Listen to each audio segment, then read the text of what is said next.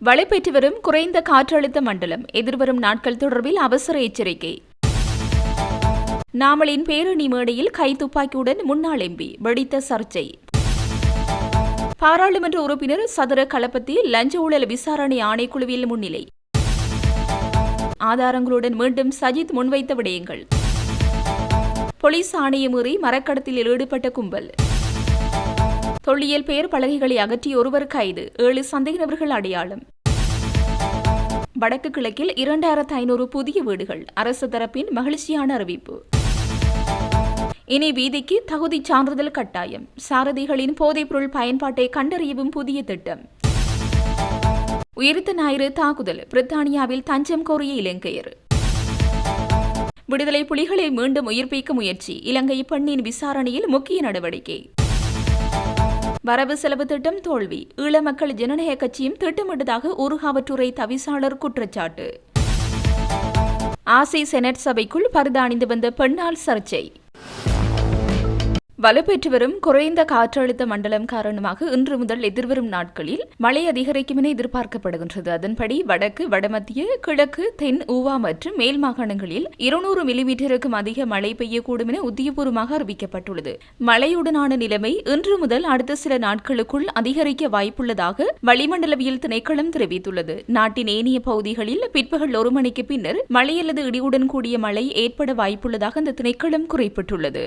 கிழக்கு, வடமத்திய, ஊவா மற்றும் தென் மாகாணங்களில் சில இடங்களில் 100 மில்லிமீட்டருக்கு மேல் கனமழை பெய்ய வாய்ப்புள்ளது. நாட்டின் ஏனைய பகுதிகளில் சில இடங்களில் 75 மில்லிமீட்டருக்கு மேல் ஓரளவு கனமழை பெய்யக்கூடும். வடக்கு மாகாணம் மற்றும் திருகோணமலை மாவட்டத்தில் மணிக்கு சுமார் 40 கிலோமீட்டர் வேகத்தில் இடைக்கிடையே ஓரளவு பலத்த காற்று வீசக்கூடும். இடியுடன் கூடிய மழை பெய்யும் சந்தர்ப்பங்களில் தற்காலிகமாக பலத்த காற்று மற்றும் மின்னல் தாக்கங்களால் ஏற்படக்கூடிய ஆபத்துகளை குறைப்பதற்கான தேவையான நடவடிக்கைகளை எடுக்குமாறு வளிமண்டலவியல் திணைக்களம் பொதுமக்களை அறிவுறுத்தியுள்ளது.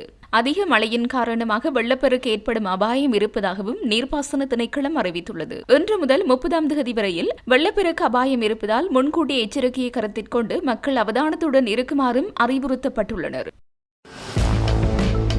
நிலையியல் கட்டளை 97 உறுப்பினர் ஒருவர் மற்றொரு உறுப்பினருக்கு எதிராக தகாத நோக்கத்தில் குற்றம் சாட்டுதலோ அல்லது மற்றொரு உறுப்பினரின் தனிப்பட்ட விடயங்கள் பற்றி குறிப்பிடுதலோ ஆகாதென குறிப்பிடுகிறது. இதன் பிரகாரம் தான் தொடர்பாக சபையில் நடத்தப்பட்ட விவாதங்களின் அடிப்படையில் எனது சிறப்புரிமைகள் மீறப்பட்டுள்ளன.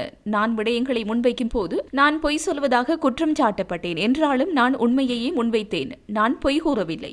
போலீஸ் சான்றிதழை பெறும்போது பொதுமக்கள் பாதுகாப்பு குழு அல்லது சிவில் பாதுகாப்பு குழுவின் கட்டாய பரிந்துரை வழங்கப்பட வேண்டும் என்பது பொய்யில்லை என்று எதிர்க்கட்சித் தலைவர் சஜித் பிரேமதாஸ் இன்று பாராளுமன்றத்தில் தெரிவித்தார். இது தொடர்பாக ஹக்மன போலீஸ் நிலைய பொறுப்பதிகாரிக்கு அனுப்பி வைக்கப்பட்டுள்ள 2 கடிதங்கள் காணப்படுகின்றன. இந்த கடிதங்களை 209 படபத்த எனும் கிராம அலுவலர் பிரிவைச் சேர்ந்த சிவில் பாதுகாப்பு குழு தலைவர் ஜசந்த ஆரியசேன என்பவராலேயே அனுப்பி வைக்கப்பட்டுள்ளன. இந்த கடிதங்கள் அனைத்தையும் ஹன்சாட் பதிவிடுகிறேன். இதன் மூலம் யார் உண்மையை சொல்கிறார்கள் என்பது வெளிப்படும் என எதிர்க்கட்சித் தலைவர் தெரிவித்தார். மாத்தறை போலீஸ் நிலையத்தின் அறிவித்தல் பலகையில் கூட இதுபோன்ற ஒரு அறிவித்தல் காட்சிப்படுத்தப்பட்டுள்ளன. இந்த அறிவித்தலின் பிரகாரம் போலீஸ் அறிக்கையை பெறுவதற்கு தேவையான ஆவணங்களில் சிவில் பாதுகாப்பு குழுவின் கடிதம் தேவை என்பதும் குறிப்பிடப்பட்டுள்ளது. இது தொடர்பில் பாராளுமன்றத்தில் கேள்வி எழுப்பப்பட்டதை தொடர்ந்து இன்று காலை குறித்த அறிவித்தல் பலகையில் அந்த பகுதி மட்டுமே நீக்கப்பட்டுள்ளது. தான் உண்மையை சுட்டிக்காட்டியதாகவும் நாட்டு மக்கள் இந்த யதார்த்தத்தை புரிந்து கொள்வார்கள் என்றும் எதிர்க்கட்சித் தலைவர் தெரிவித்தார். இந்த உண்மை சம்பவங்களை அறிக்கையிட்டு பேசிய ஊடகவியலாளர்களை இன்று குற்றப்புலனாய்வுத்துறை அழைத்திருப்பது தவறான நடவடிக்கை என்றும் அவர் இங்கு மேலும் தெரிவித்தார். எதிர்க்கட்சித் தலைவர் சஜித் பிரேமதாஸ் இந்த கருத்துக்களை வெளியிட்டு உரையாற்றிக் கொண்டிருக்கும் வேளை அவருக்கு இடையூறு ஏற்படுத்தப்பட்டன. அனைத்து பேருந்துகளும் அடுத்த ஆண்டு ஜனவரி முதல் அடிப்படை வீதி தகுதி சான்றிதழை பெறுவது கட்டாயமாக்கப்படும் என போக்குவரத்து அமைச்சர் விமல் ரத்நாயக்க தெரிவித்துள்ளார். மாகும்புர பல்நிலை போக்குவரத்து நிலையத்தில் வைத்து ஊடகங்களுக்கு கருத்து தெரிவித்த போதே அவர் இதனை குறிப்பிட்டார்.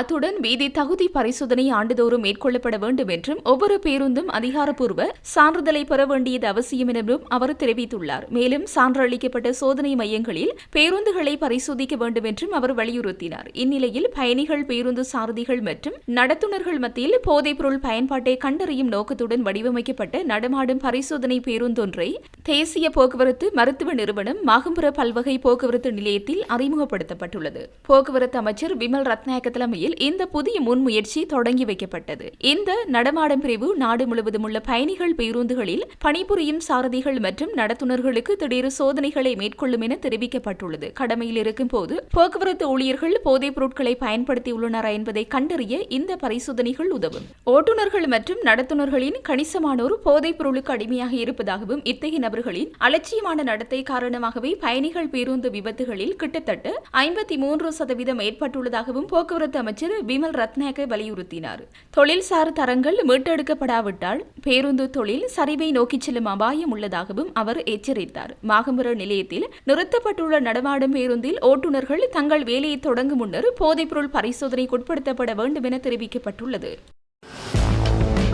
ஐக்கிய மக்கள் சக்தியின் பாராளுமன்ற உறுப்பினர் சதுர களப்பத்தி லஞ்சம் மற்றும் ஊழல் விசாரணை ஆணைக்குழுவில் இன்று காலை முன்னிலையாகியுள்ளார். லஞ்சம் மற்றும் ஊழல் விசாரணை ஆணைக்குழு அதிகாரிகளால் மேற்கொள்ளப்பட்டு வரும் விசாரணை ஒன்று தொடர்பில் வாக்குமூலம் வழங்குவதற்காக சதுர களப்பத்தி ஆணைக்குழுவில் முன்னிலையாகியுள்ளதாக தெரிவிக்கப்படுகிறது. ஏப்ரல் 21 உயிர்த்த ஞாயிறு தாக்குதல் தொடர்பில் இலங்கையில் விசாரணைகளுக்கு உட்படுத்தப்பட்டு வந்த ஒருவர் பிரித்தானியாவில் தஞ்சம் கோரியுள்ளதாக தகவல்கள் வெளியாகியுள்ளன. தற்போது நாட்டுக்கு திரும்பினால் தாமும் தமது குடும்பமும் பல்வேறு பிரச்சினைகளை சந்திக்க வேண்டியிருக்கும் என தெரிவித்து இவர் தஞ்சம் கோரியதாக தெரிவிக்கப்பட்டுள்ளது. முன்னதாக அவர் 2022 ஜனவரியில் இலங்கை அதிகாரிகளால் சந்தேகத்தின் பேரில் கைது செய்யப்பட்டார். எனினும் சில மாதங்களுக்கு பின்னர் அவர் தனது மனைவியுடன் இலங்கையிலிருந்து பிரித்தானியாவுக்கு சென்றதாக தெரிவிக்கப்படுகிறது. இந்த நிலையிலேயே அவரும் அவரின் மனைவி பிரித்தானியாவில் அடைக்கலம் கோரியுள்ளனர். இதேவேளை பிரித்தானியாவுக்கு சென்று 2 வாரங்களுக்கு பின்னர் அவரை சந்தேக நபராக கருதி இலங்கை அதிகாரிகள் பிடியாணை பிறப்பித்ததாக கூறப்படுகிறது. இதற்கிடையில் 2024 ஆண்டு ஏப்ரல் மாதத்தில் அவரது புகையிலிட கோரிக்கையை பிரித்தானியா நிராகரித்ததாக கூறப்படுகிறது. அத்துடன் அந்த முடிவுக்கு எதிராக அவர் தாக்கல் செய்த மேன்முறையீடும் இந்த ஆண்டு மார்ச் மாதம் குடியேற்ற தீர்ப்பாய நீதிபதி ஒருவரால் நிராகரிக்கப்பட்டதாக கூறப்படுகிறது. ராணுவத்தினரது பெற்றோருக்காக வழங்கப்பட்ட கொடுப்பனவை இடைநிறுத்தவில்லை. பயனாளர்களின் விவரம் மாத்திரமே கோரப்பட்டுள்ளது என பாதுகாப்பு பிரதியமைச்சர் அருண ஜெயசேகர தெரிவித்தார். பாராளுமன்றத்தில் நடைபெற்ற அமர்வின் போது பாதுகாப்பு அமைச்சரின் பிரதிநிதியாக விசேட கூற்றை முன்வைத்து உரையாற்றுகையிலேயே மேற்கண்டவாறு குறிப்பிட்டார். ராணுவத்தினரது பெற்றோருக்காக வழங்கப்படும் மௌபிய கொடுப்பனவு இடைநிறுத்தப்பட்டுள்ளதாக ஒரு தரப்பினர் தவறான செய்தியை சமூகமயப்படுத்தியுள்ளார்கள். இந்த கொடுப்பனவை இடைநிறுத்துவதற்கு எவ்வித நடவடிக்கைகளும் எடுக்கப்படவில்லை. ராணுவ வீரர் ஒருவரின் பெற்றோருக்கு இந்த கொடுப்பனவு வழங்கப்படும். அவர்கள் உயிருடன் இருக்கும் வரையில் ராணுவத்தால் இந்த கொடுப்பனவு தொடர்ச்சியாக வழங்கப்படுகின்ற நிலையில் அவர்கள் உயிரிழந்ததன் பின்னர் மரணச் சான்றிதழை ராணுவத்தினருக்கு சமர்ப்பிக்க வேண்டும் என்ற பொது அறிவித்தல் குறித்த பயனாளர்களின் குடும்பத்தாருக்கு அறிவிக்கப்பட்டுள்ளது. இருப்பினும் இந்த கொடுப்பனவை பெற்றுக்கொள்ளும் பெற்றோர் உயிரிழந்ததன் பின்னர் தகவல் வழங்கும் வீதம் மிகவும் குறைவானதாக காணப்பட்டது. ஒருவர் உயிரிழந்ததன் பின்னர் அவர் சார்ந்த கொடுப்பனவுகளை பிறிதொருவர் முறையற்ற வகையில் பெற்றுக்கொள்வது அரச நிதி முறைகேடாக கருதப்படும். ராணுவத்தினரது பெற்றோருக்கான மௌபிய கொடுப்பனவு தொடர்பில் வருடத்தில் 2 முறை தகவல் கோரப்படும். கொடுப்பனவை பெற்றுக்கொள்ளும் பயனாளர் உயிருடன் உள்ளாரா என்பதை உறுதிப்படுத்துவதற்காகவே இவ்வாறு தகவல் கோரப்படுகிறது. இந்த ஆண்டுக்கான தகவல் கோரப்பட்ட போதும் முழுமையான விவரங்கள் அளிக்கப்படவில்லை. இருப்பினும் மனிதாபிமான அடிப்படையில் ராணுவ சேவை பிரிவு குறித்த கொடுப்பனவை விடுத்துள்ளது என்றார். நுகேகொடையில் நடைபெற்ற எதிர்க்கட்சிகளின் கூட்டத்தில் முன்னாள் நாடாளுமன்ற உறுப்பினர் உதித் லொக்குபண்டார கைதுப்பாக்கியுடன் மேடையில் நின்றமை சர்ச்சையை கிளப்பியுள்ளது. குறித்த விவகாரம் தொடர்பில் விசாரணை நடத்துவதற்கு பாதுகாப்பு அமைச்சு தீர்மானித்துள்ளதாக தகவல் வெளியாகியுள்ளன. மேற்படி கூட்டத்தில் நாமல் ராஜபக்ச எம்பி உரையாற்றும் போது அருகில் கழுத்துப்பையொன்றை தாங்கியபடி கைத்துப்பாக்கியொன்றை சுடுவதற்கு தயார் நிலையில் வைத்திருக்கும் பாணியில் உதித் லொக்குபண்டார நின்று கொண்டிருந்தமை சமூக ஊடகங்களில் பேசுபொருளாகியுள்ளது. தற்போது சுதந்திர கட்சியை பிரதிநிதித்துவப்படுத்தும் உதித் லொக்குபண்டார அப்படி இருந்தது ஏன்? அவர் நாமல் ராஜபக்சவுக்கு பாதுகாப்பு வழங்கினாரா அல்லது தற்பாதுகாப்புக்காக அப்படி செயற்பட்டாரா என்ற கோணங்களில் நோக்கப்படுவதால் விசாரணைகளை நடத்துவதற்கு தீர்மானித்திருக்கும் பாதுகாப்பு அமைச்சு இது தொடர்பில் அறிக்கையொன்றை நுகைகுட பகுதிக்கு பொறுப்பான சிரேஷ்ட காவல்துறை அத்தியட்சரிடம் கோரியுள்ளது. இந்த விடயம் தொடர்பில் உதித் லொக்குபண்டார மற்றும் நாமல் ராஜபக்ச ஆகியோரிடம் வாக்குமூலம் பெறவும் காவல்துறை தயாராகி வருகிறது. ஈழ மக்கள் ஜனநாயக கட்சியும் தேசிய மக்கள் சக்தியும் இணைந்து திட்டமிட்டு வரவு செலவு திட்டத்தை தோற்கடித்ததாக ஊர்காவற்றுறை பிரதேச சபை தவிசாளர் அன்னலிங்கம் மன்னராசா தெரிவித்தார். ஊர்காவற்றுறை பிரதேச சபை வரவு செலவு திட்டம் தோற்கடிக்கப்பட்டமை தொடர்பாக கருத்து தெரிவித்த போது இதனை தெரிவித்தார். மேலும் தெரிவிக்கையில், வரவு செலவு திட்டத்தை சமர்ப்பித்த போது அதனை எதிர்த்து வாக்களித்தவர்களிடம் திருத்தங்களை முன்வைக்குமாறு கோரிய போதும் அதனை செய்யாமல் எதிர்த்து வாக்களித்தனர். சபை வருமானத்தை அதிகரிக்குமாறு கூறுகிறார்கள். ஆனால் வருமானத்தை அதிகரிப்பதற்கு தாங்கள் ஒத்துழைக்க மாட்டோம் என்கிறார்கள். எங்களை தேடிச் சொன்னார்கள். வருமான மூலத்தை கண்டறிய நான் ஒரு குழுவை அமைக்க கோரியிருந்தேன். அதற்கும் அவர்கள் ஒத்துழைக்கவில்லை. வருமானம் இல்லாத சபையில் வருமான வழிகளை கண்டறிய ஒத்துழைக்காமல் செயற்பட்டால் நாம் என்ன செய்வது? இத்தனை ஆண்டுகள் ஈழ மக்கள் ஜனநாயக கட்சி என்ன செய்தது? ஈழ மக்கள் ஜனநாயக கட்சியும் தேசிய மக்கள் சக்தியும் இணைந்து திட்டமிட்டு வரவு செலவு திட்டத்தை தோற்கடித்துள்ளனர். வரவு செலவு திட்டம் தோற்கடிக்கப்பட்டமை தொடர்பாக நான் அலட்டிக் கொள்ளவில்லை. நாம் தொடர்ந்து முன் செல்வோம் என்றார். கனடாவில் தமிழீழ விடுதலை புலிகள் தொடர்பான சின்னங்களை பொதுவழியில் பயன்படுத்துவது மற்றும் பிரிவினைவாத சித்தாந்தங்களை ஊக்குவிக்கும் நடவடிக்கைகள் குறித்து கனேடிய அரசாங்கத்திடம் இலங்கை தனது கடுமையான கவலையை வெளியிட்டுள்ளது. இலங்கைக்கான கனேடிய உயர்ஸ்தானிகர் இசபெல் கேத்தரின் மார்டினோடு நடைபெற்ற சந்திப்பின் போதே வெளிவிகார அமைச்சர் விஜித ஹேரத் இவ்வாறு குறிப்பிட்டுள்ளார். பிரிவினைவாத கதைகளை மீண்டும் உயிர்ப்பிக்க அல்லது இலங்கையின் இன சமூகங்களிடையே பிளவுகளை உருவாக்க முயற்சிக்கும் நிகழ்வுகள் மற்றும் பிரச்சாரங்களை தடுக்க வேண்டியதன் அவசியத்தை ஒட்டாவாவிடம் தெரிவிக்குமாறு உயர்ஸ்தானி ஹேரத் வலியுறுத்தியுள்ளார். கனடாவில் உள்ள உள்ளூர் குழுக்களின் இத்தகைய நடவடிக்கைகள் இலங்கை அரசாங்கத்தின் தேசிய ஒற்றுமை மற்றும் நல்லிணக்கத்தை மேம்படுத்துவதற்கான முயற்சிகளுக்கு எதிரானவை. இதனை கட்டுப்படுத்தாவிட்டால் இருதரப்பு புரிதலை சீர்குலைக்கும் என்றும் வெளியுறவு அமைச்சர் தெரிவித்துள்ளார். விடுதலை புலிகள் கனடாவில் தடை செய்யப்பட்ட பயங்கரவாத அமைப்பாக உள்ளது என்றும் விடுதலை புலிகள் அல்லது பிற பிரிவினைவாத சித்தாந்தங்களுடன் தொடர்புடைய எந்த சின்னங்கள் அல்லது சின்னங்களையும் கனேடிய கூட்டாட்சி அரசாங்கம் அங்கீகரிக்கவில்லை என்றும் உயர்ஸ்தானிகர் மார்டின் மீண்டும் வலியுறுத்தியுள்ளார். அத்துடன் கனடா எப்போதும் இலங்கையின் இறைமை மற்றும் பிராந்திய ஒருமைப்பாட்டிற்கு ஆதரவாக உள்ளது என்றும் தெளிவுபடுத்தியதாக தெரிவிக்கப்படுகின்றது. மட்டக்களப்பு வாழைச்சேனை மற்றும் பட்டிலைப்பளை பகுதிகளில் தொல்லியல் இடங்களை அடையாளப்படுத்தி நாட்டப்பட்ட பேர் பலகைகள் பிரதேச சபையால் அகற்றப்பட்ட விடயம் தொடர்பில் ஒருவர் கைது செய்யப்பட்டுள்ளார். மட்டக்களப்பு கிரான் பகுதியில் வைத்து அவர் கைது செய்யப்பட்டுள்ளதாக போலீஸ் ஊடக பிரிவு தெரிவித்துள்ளது. இந்த சம்பவங்கள் தொடர்பில் 7 பேர் சந்தேக நபர்களாக அடையாளம் காணப்பட்டுள்ள நிலையில் அவர்களில் ஒருவரை கைது செய்யப்பட்டுள்ளார். சந்தேக நபர்களை அடையாளம் காண்பதற்காக 4 போலீஸ் குழுக்கள் அமைக்கப்பட்டுள்ளதாக தெரிவிக்கப்பட்டுள்ளது. தேடப்பட்டு வரும் சந்தேக நபர்களில் வாழைச்சேனை பிரதேச சபையின் தவிசாளரும் அடங்குவதாக போலீசார் தெரிவித்துள்ளனர். இதேவேளை சந்தேக நபர்களால் அகற்றப்பட்ட பெயர் பலகைகளும் வாழைச்சேனை போலீசாரால் மீட்கப்பட்டுள்ளதாக தெரிவிக்கப்படுகின்றது. யுத்தம் முடிவடைந்து 16 ஆண்டுகள் நிறைவடைந்து மீள்குடியேற்ற உட்கட்டமைப்பு வசதிகள் முழுமை பெறவில்லை என வீடமைப்பு அமைச்சர் சுசில் ரணசிங்க தெரிவித்துள்ளார். நாடாளுமன்றத்தில் உரையாற்றியவர் வடக்கு மற்றும் கிழக்கு மாகாணத்தில் மீள்குடியேற்றத்திற்காக அடுத்த ஆண்டு 2500 வீடுகள் நிர்மாணிக்கப்படும் என்றும் தெரிவித்தார். அத்துடன் பெருந்தோட்ட அபிவிருத்தி மற்றும் பெருந்தோட்ட மக்களுக்கான வீடமைப்பு குறித்து விசேட கவனம் செலுத்தப்பட்டு பாதீட்டில் போதுமான நிதி ஒதுக்கப்பட்டுள்ளது. பெருந்தோட்ட பகுதிகளின் உட்கட்டமைப்பு மற்றும் நீர்ப்பாசன திட்டம் தொடர்பிலும் உரிய நடவடிக்கைகள் எடுக்கப்பட்டுள்ளதாகவும் அவர் தெரிவித்தார். இதேவேளை வடக்கு மற்றும் கிழக்கு மாகாணத்தின் மீள் குடியேற்றத்திற்காக 5000 மில்லியன் ரூபாய் நிதி ஒதுக்கப்பட்டுள்ளது. இதற்கமைய அடுத்த ஆண்டு 2500 வீடுகள் நிர்மாணிக்கப்படுவதுடன் வடக்கு மற்றும் கிழக்கு மாகாணத்தில் நிலவும் மீள் குடியேற்ற பிரச்சினைக்கு விரைவில் தீர்வு காணப்படும் என்றும் அமைச்சர் தெரிவித்துள்ளார்.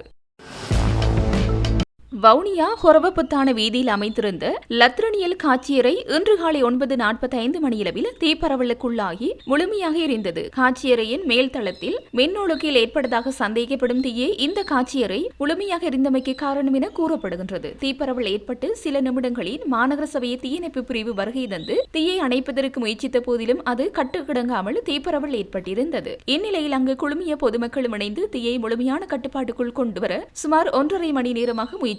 இந்நிலையில் தீயை கட்டுப்படுத்துவதற்கு விமானப்படை, ராணுவத்தினர் மற்றும் போலீசாரின் உதவியும் பெறப்பட்டிருந்தமை குறிப்பிடத்தக்கது.